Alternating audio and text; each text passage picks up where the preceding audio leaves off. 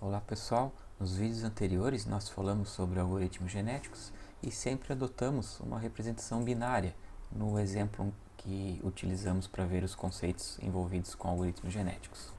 Neste vídeo nós veremos um outro exemplo de aplicação de algoritmos genéticos e para isso precisaremos entender outras representações cromossômicas que vão além daquela representação binária. O problema que nós abordaremos para exemplificar é o do caixeiro viajante. Acredito que esse problema vocês já tenham tido contato com ele em outras disciplinas. Nesse problema você tem um caixeiro que precisa visitar N cidades de uma determinada região e cada uma dessas cidades tem que ser visitada uma única vez e ele precisa retornar à origem, ao final.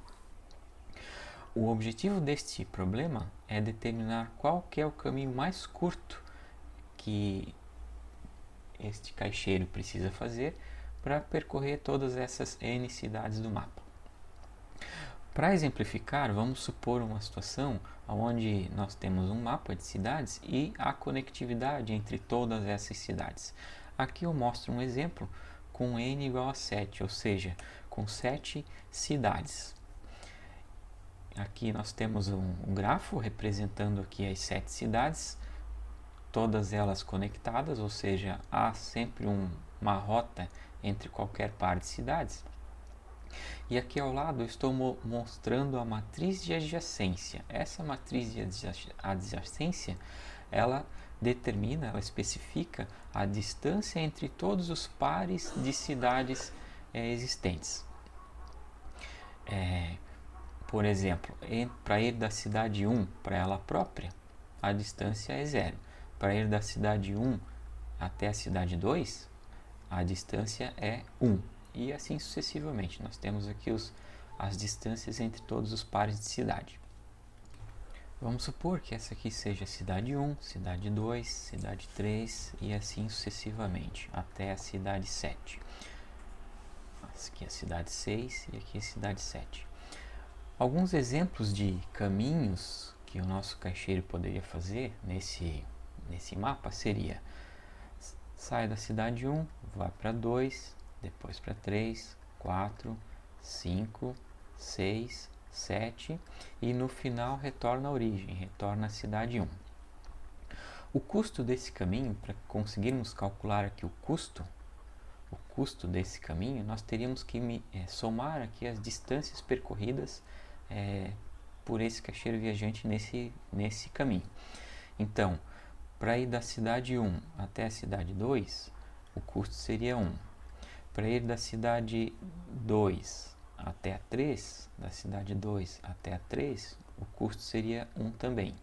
Da 3 para 4, então da 3 para 4, também 1. Da 4 para 5, da 4 para 5, também 1. Da 5 para 6, da 5 até a 6, também 1. Da 6 para 7, da 6 para 7, também 1. E voltar da 7 para 1, para fechar o circuito. Então, da 7 para a cidade 1, também custo 1. Então, nós teríamos aqui, ao todo, o custo desse caminho seria 7. Um outro exemplo, vamos fazer de outra cor. Um outro exemplo poderia ser um outro caminho, por exemplo, da cidade 1 vai para a cidade 3, depois para a cidade 5, depois para 7, depois para 2, depois para 4, depois para 6 e volta para 1. O custo, qual seria o custo desse caminho? Temos que analisar aqui a distância entre as cidades. Então, da 1 para 3, saindo da 1 para 3, teríamos aqui o custo 7. Da 3 para 5, então da 3 para a 5, teríamos um custo 4, distância 4. Da 5 para 7, então da 5 até a 7, teríamos 2. Da 7 para 2, da 7 para 2, teríamos 8. Da 2 para 4, da cidade 2 para a cidade 4, teríamos 9. Da 4 para 6, da cidade 4 para a cidade 6, teríamos 2.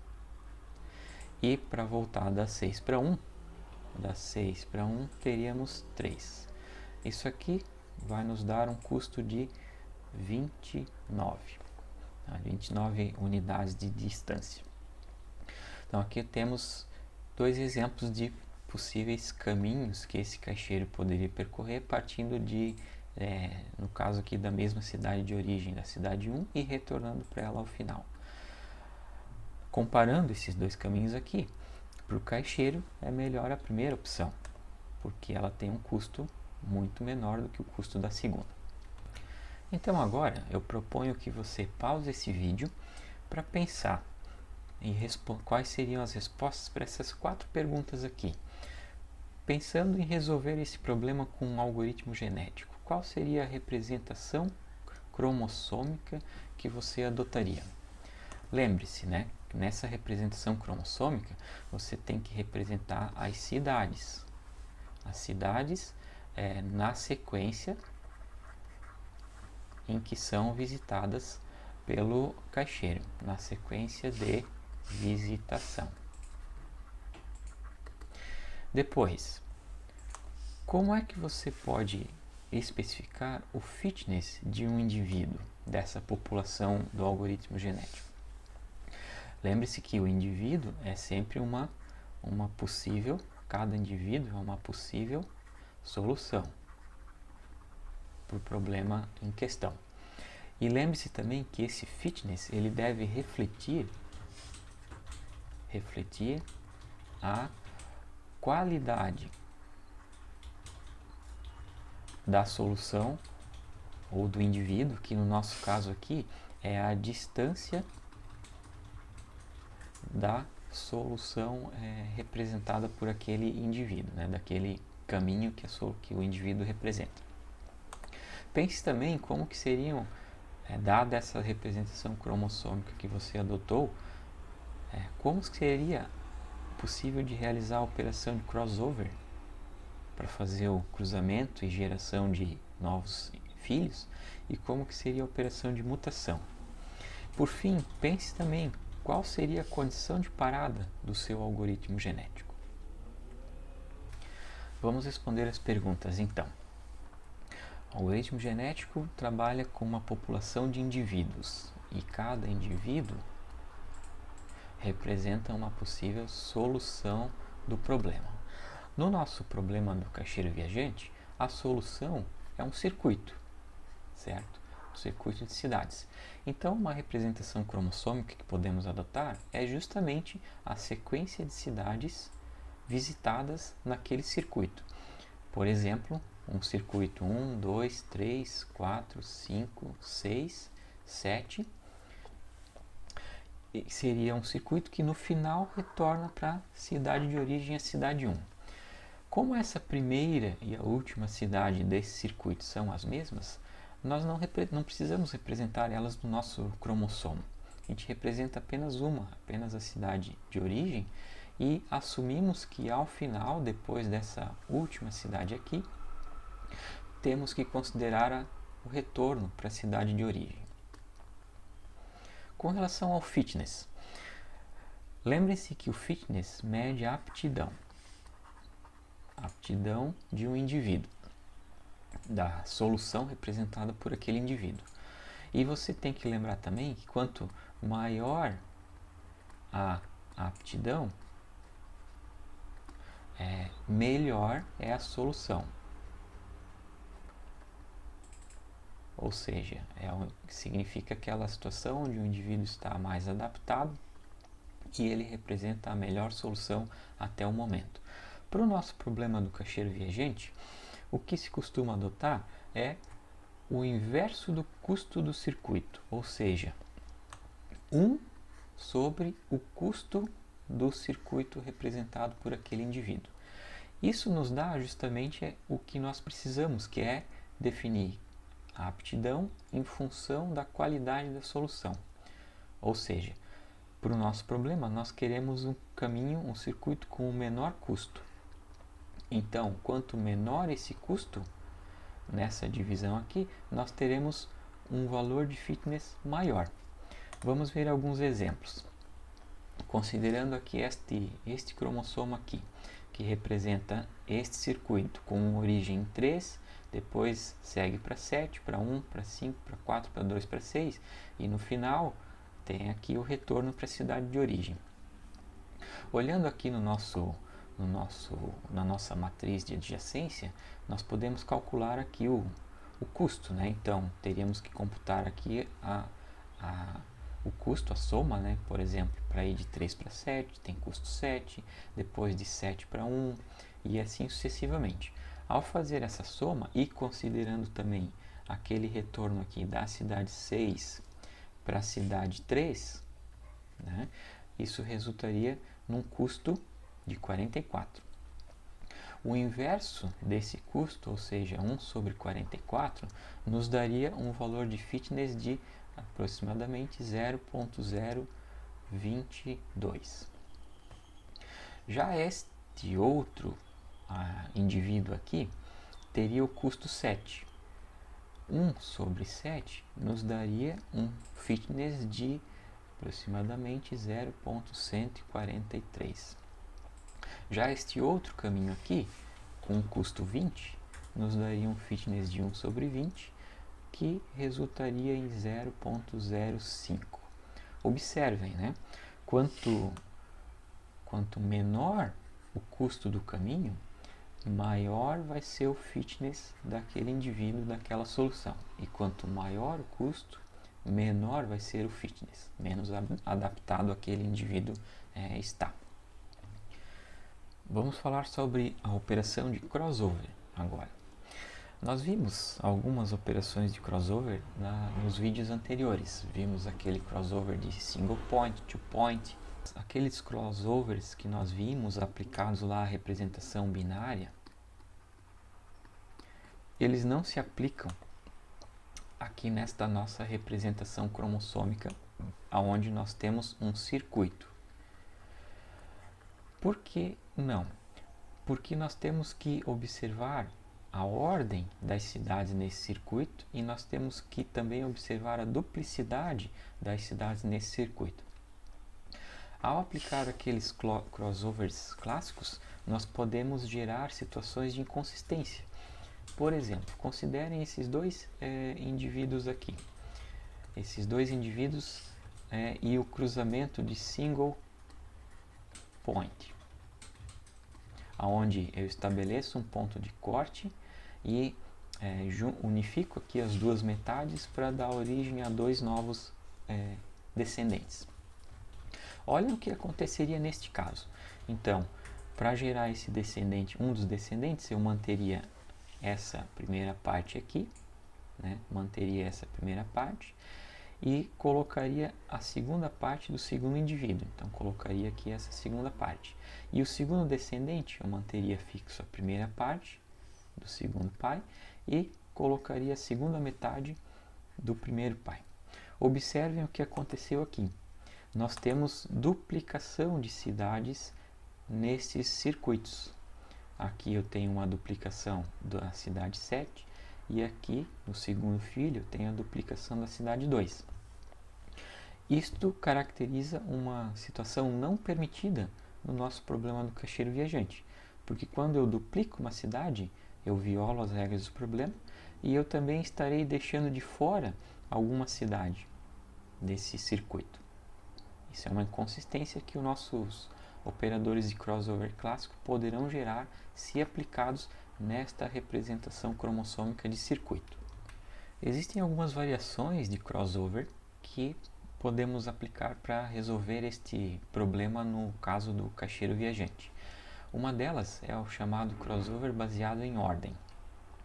Ela é uma estratégia que estende então aquele two-point crossover e ela considera a ordem dos genes. Ela é feita justamente para considerar a ordem dos genes na hora de gerar os sucessores. Como é que ela funciona? Ela segue 6 passos. Inicialmente, estabelece-se 2 pontos de corte. Vamos acompanhar pelo exemplo aqui. Então, eu estabeleço um ponto de corte entre o gene 2, entre o segundo e o terceiro gene, por exemplo, e entre o quinto e o sexto gene. Estabeleci 2 pontos de corte. Em seguida, copia-se o segmento central do pai 1 para o filho 1, para gerar o filho 1. Qual que é esse segmento central? Este aqui. Então, copiamos este segmento central aqui para dar origem, para ser o segmento central do filho 1. Depois nós temos que preencher aqui as extremidades. Para preencher essas extremidades, no passo 3, inicialmente nós fazemos uma lista com os elementos que restaram no pai 1. Então, temos esses 4 elementos aqui, 2 do lado esquerdo e 2 do lado direito, que restaram no pai 1.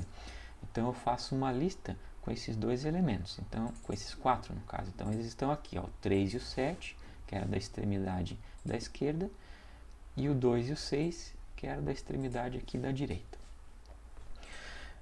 Para colocar estes elementos no nosso filho, eu tenho que seguir esse passo 4 e reordenar essa lista dos restantes de acordo com a ordem em que eles aparecem no pai 2. Como é que ficaria essa permutação, essa inversão de ordem, de acordo com a ordem que eles aparecem no segundo pai? Vamos lá, tenho esta lista aqui de restantes, eu tenho que reordenar esses elementos de acordo com a sequência em que eles aparecem no pai 2. Então, eu simplesmente vou olhar aqui o pai 2 e ordenar estes elementos aqui de acordo com a ordem que eles aparecem. Olhando aqui para o nosso pai 2, destes 4 genes aqui, qual é o primeiro que aparece na ordem aqui do pai 2? O primeiro que aparece é o 2. Então, o primeiro, eu vou reordenar essa lista nessa ordem. Está aqui o 2. O segundo que aparece aqui no pai 2 é o 3. Então, ele vai ser posicionado na segunda opção dessa permutação. O terceiro que aparece é o 7. O terceiro que aparece aqui dessa nossa lista é o 7. Então, ele vai ser o terceiro elemento nessa nova ordem. E o último que aparece aqui no pai 2 é o 6. Então, o último que aparece nessa nossa nova ordenação será o 6. Então, eu reordenei estes elementos restantes de acordo com a ordem que eles aparecem aqui no pai 2. Depois que isso foi feito, basta preenchermos aqui o nosso filho 1 com os elementos dessa lista permutada. Então, eu vou pegar estes elementos aqui e preencher as posições, preencher essas 2 posições aqui na ordem que eles aparecem aqui nessa nossa lista permutada. Então, aqui eu tenho 2 vagas, vou pegar os 2 primeiros elementos que aparecem e colocá-los ali nessas 2 primeiras posições. Depois eu tenho 2 vagas, 2 genes livres aqui à direita, vou pegar os últimos 2 elementos e colocá-los aqui nessas 2 posições faltantes. Pronto, com isso eu tenho a geração do primeiro filho. Vamos repetir então este processo para gerar o segundo filho deste par. Então, para gerar o filho 2. Então, nós já temos os 2 pontos de corte. Agora, nós vamos copiar o segmento central do pai 2, no caso, para o filho 2. Qual que é o segmento central do pai 2? É um valor 317. Então, ainda temos 2 posições livres aqui de cada lado e copiamos apenas o segmento central. Depois, nós temos que fazer uma lista com os elementos restantes do pai 2. Quais são os elementos restantes do pai 2? É o 5, 2 e o 4, 6. Pronto. Agora, no passo 4, nós temos que permutar, reordenar estes elementos aqui de acordo com a ordem que eles aparecem no outro pai, no caso aqui no pai 1. Então, vamos lá. Vamos reordená-los aqui. Considerando aqui o pai 1 agora, qual é a ordem que o elemento 5, 2, que os valores 5, 2, 4, 6 aparecem no pai 1? Nós vamos ver que o primeiro elemento que aparece lá é o 5, está aqui na ordem, né? Depois do 5 aparece o 4, está aqui o 4. Depois do 4 aparece o 2, na ordem, né? E depois do 2, por último, aparece o 6. Então, reordenando estes elementos aqui pela ordem que eles aparecem no outro pai, os elementos ficam nesta sequência aqui. O último passo é preencher o filho 2 com esses elementos desta lista ordenada. Então, nós temos aqui essas duas vagas, vamos preencher ali essas duas vagas com os elementos nesta ordem aqui. Então, 5, 4 e por último o 2, 6. Pronto, temos aqui gerados os nossos dois filhos. O filho 1 aqui e o filho 2 foi gerado aqui. Deste modo, né, usando essa estratégia, nós mantemos aqui a relevância da ordem, evitamos a duplicação de elementos e ele é chamado, né, crossover baseado em ordem, porque ele leva em consideração a ordem em que os genes aparecem nos pais para montar os descendentes. Uma outra estratégia de crossover é a chamada de mapeamento parcial, que também é uma extensão do two-point crossover, que também considera a ordem dos genes dos pais na hora de geração dos descendentes e evita também a duplicação. Como é que funciona essa estratégia de mapeamento parcial? De novo, né, nós temos que estabelecer aqui dois pontos de corte. Então aqui estão os dois pontos de corte. E em seguida, para gerar o primeiro descendente, nós mapeamos os genes do segmento central entre o pai 1 e o pai 2. O que é esse mapeamento? É estabelecer aqui uma correspondência entre eles, pelas posições. Por exemplo, na primeira posição do segmento central, nós temos o valor 1 no pai 1 e o valor 3 no pai 2. Então, nós estabelecemos essa correspondência aqui, entre eles. O 1 está para o 3. Isso na primeira posição, né? Na primeira posição. Na segunda posição, nós temos o 5 e o 1. Então, estabelecemos esse mapeamento da segunda posição. O valor 5 está para o valor 1. E na terceira posição desse segmento central, nós temos o valor 4 em um pai e o valor 7 no segundo. Então, estabelecemos aqui o mapeamento, a correspondência do valor 4 para o valor 7 e vice-versa, né? Nesse segmento central. Depois, no terceiro passo, nós copiamos o segmento central do pai 1 para o filho 1. Então, novamente, né, trazemos esse segmento central aqui, do pai 1, para o segmento central do primeiro filho. Temos agora que encontrar os valores para os segmentos dos extremos. Como que nós fazemos isso? No primeiro momento, nós simplesmente copiamos os segmentos extremos do segundo pai para o filho 1. Então, eu pego aqui os segmentos extremos do segundo pai e trago esses valores aqui para os extremos do filho. Vejam, ó, trouxe o 5,2, que era do pai 2, e o 4,6, que era também do pai 2. Observem que neste momento existe aqui duplicidade. Por exemplo, o 5 está duplicado.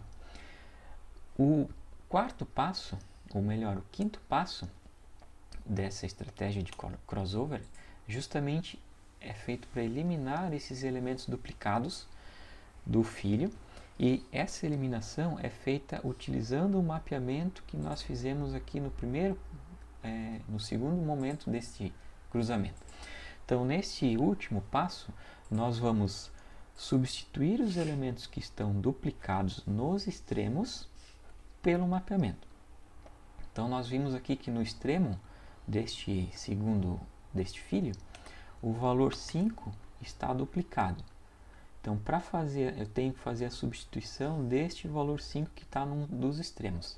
Para fazer essa substituição, eu consulto o meu mapeamento para ver qual valor ele está mapeado. Então, nós vamos ver aqui que o valor 5 está mapeado para o valor 1. Então, no filho, eu faço inicialmente essa substituição. O valor 5 eu substituo pelo valor 1. Então, eu teria 1, 2, 1, 5, 4, 4, 6. Observem também que o valor 4 está duplicado aqui. Então eu tenho que fazer essa substituição no extremo. Olho lá na minha tabela qual que é o mapeamento. Então eu vou ver que o valor 4 está mapeado para o valor 7.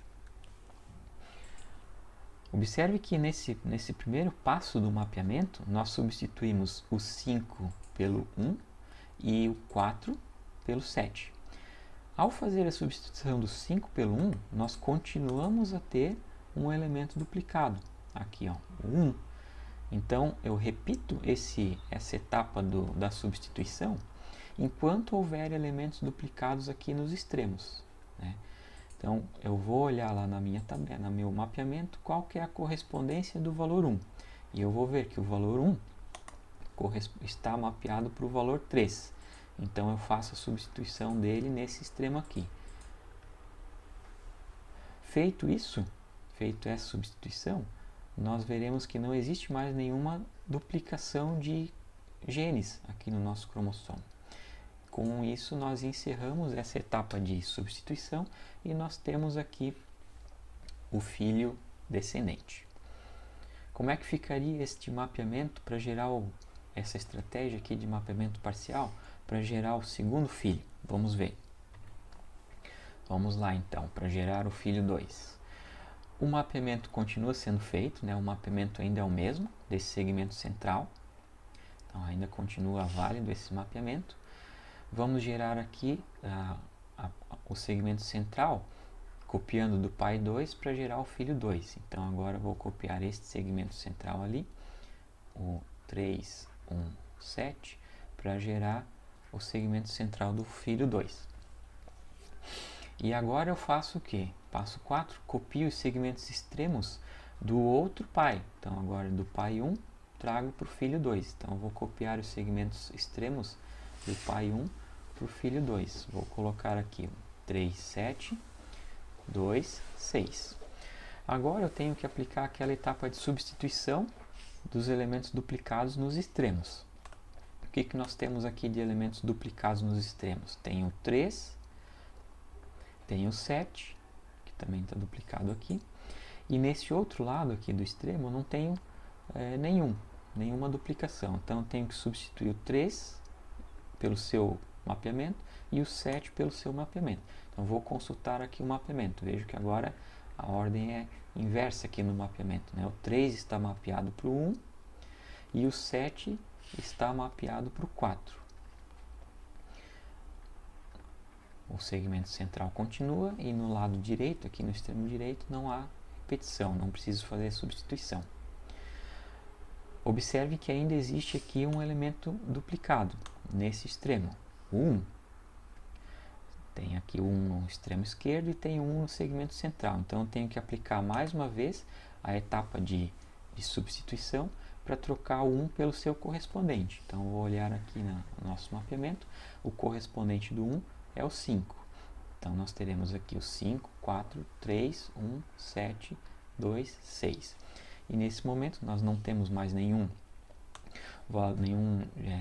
gene duplicado aqui no nosso cromossomo. Encerramos aqui a etapa de geração do segundo filho. Estas são então as duas estratégias de crossover que você pode adotar no seu problema do caixeiro viajante e em outros problemas onde ao fazer o cruzamento, o crossover, poderá acontecer duplicidade ou impactos da ordenação do gene. Vamos falar agora da mutação.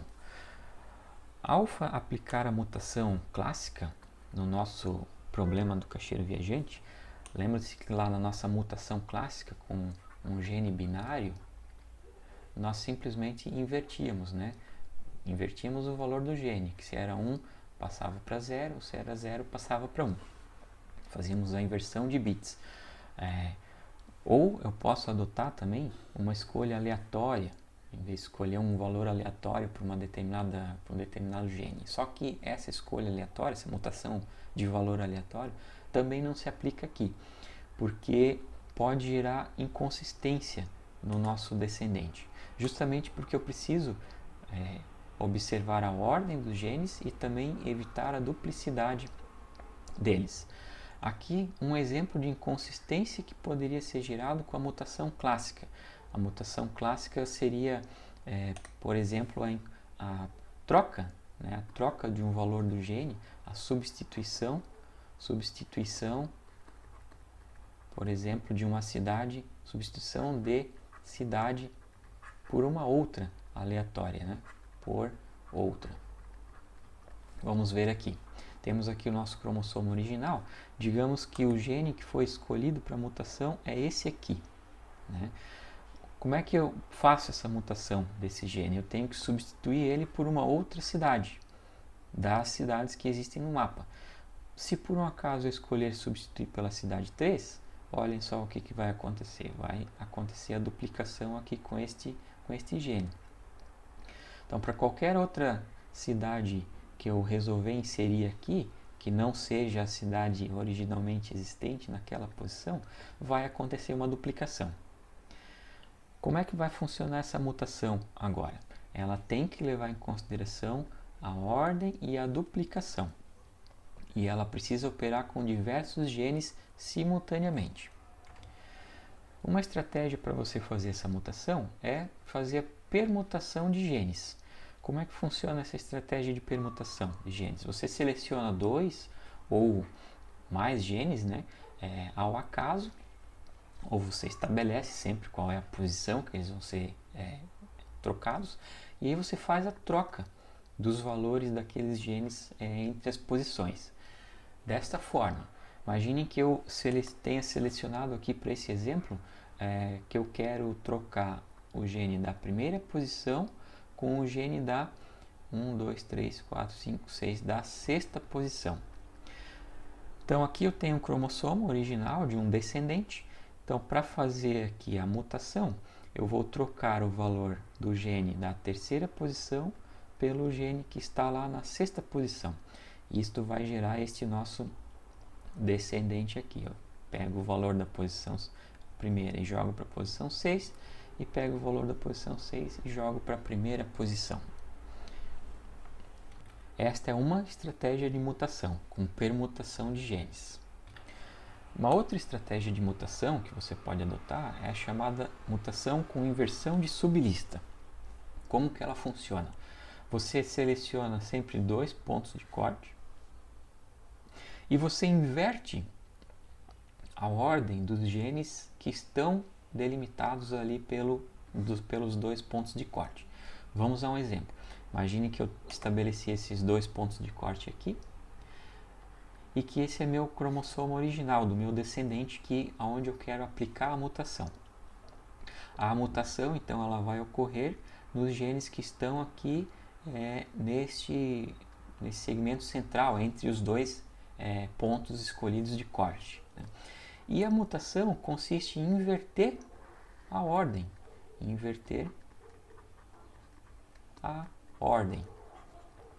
dos genes.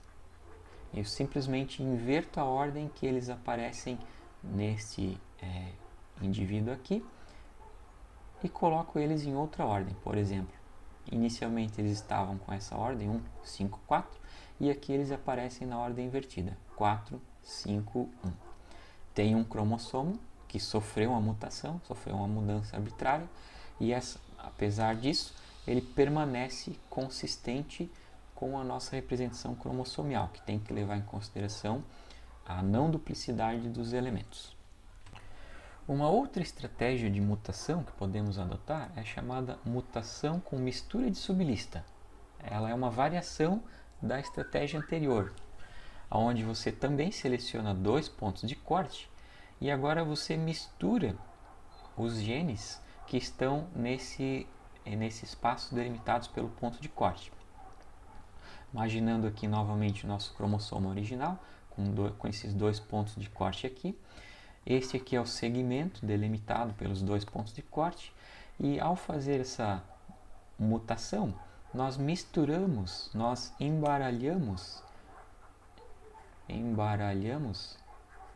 embaralhar os genes que estão ali naquele segmento escolhido para sofrer mutação. Então vejo que inicialmente eles apareciam nessa ordem, 1, 5, 4, e aqui no cromossomo após a mutação, eu embaralhei essa ordem desses genes aqui. Com isso, tenho introduzido uma outra mutação, uma outra possibilidade de mutação deste meu cromossomo. Estas são as estratégias de mutação que nós podemos adotar, então, no problema do caixeiro viajante e em outros problemas onde você tenha que evitar a duplicidade de genes. Para finalizar, trago alguns recursos a mais aqui para quem se interessou pelo problema do caixeiro viajante. Existe aqui um site onde você consegue encontrar detalhes e datasets relacionados ao problema do caixeiro viajante. Por curiosidade, a maior instância, o maior problema do caixeiro viajante resolvido até hoje, ele tem 85.900 cidades. Outros recursos interessantes, se você estiver interessado em conhecer outras instâncias e talvez usar essas instâncias no trabalho de implementação da sua disciplina, por exemplo, se quiser aplicar o algoritmo genético no problema do caixeiro viajante, eu deixo aqui 2 links. O primeiro é um repositório, é o mesmo do site anterior, onde existem lá diversos datasets, né, instâncias do problema do caixeiro viajante. O outro site é esse repositório aqui chamado TSPlib, que também tem diversas instâncias do problema do caixeiro viajante. Várias delas existe a solução, e aí você pode rodar o seu algoritmo genético e ver se ele aplicar nesse problema do caixeiro viajante nessas instâncias aqui e verificar se ele chega na solução ótima. Por fim, deixo aqui algumas referências, algumas bibliografias, caso você queira se aprofundar mais no assunto de algoritmos genéticos.